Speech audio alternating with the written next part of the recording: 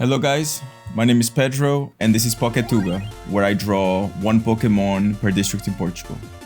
In my humble opinion, when I think about Pokemon, I imagine them living in nature. So you can imagine I don't know, it's easy to imagine 15 Squirtles hanging out by a lake. And that's why I don't really like to draw humanoid type Pokemon.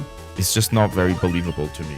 Can you imagine 15 of these guys hanging out in a hill? It just looks like you're gonna get mugged. That being said, I really wanted this third evolution to have a Portuguese child. So I kind of thought of this frog to be a little bit like a parrot, where they hear Fado singing in the streets and they try to emulate it. They do it in the previous evolutions, and I guess in the third evolution is what they do best. And because they do that, and because they would inhabit the streets of Lisbon, hidden, they would also steal these shiles. Shile?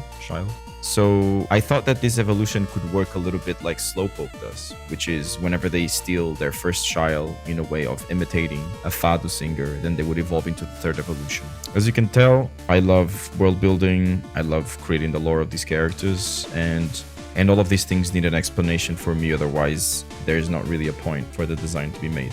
So yeah, I thought that this frog is not a humanoid, it doesn't stand on two legs, except when it imitates what he sees the Fado singer doing, and that's why I ended up going for this pose. Design wise, the neck detail was a struggle, but I ended up going for something a little bit more empty so the mouth and the face would stand out. For the colors, I made the green part of the frog warmer in each evolution, so in this evolution it's closer to a yellow. I also drew the marks around the eyes in the way that they become closer to flames as the character evolves. The sockets for the eyes also become closer to flames, a little bit like pointy horns as the character evolves from the first evolution to the last, and the shile to pop with color a little bit.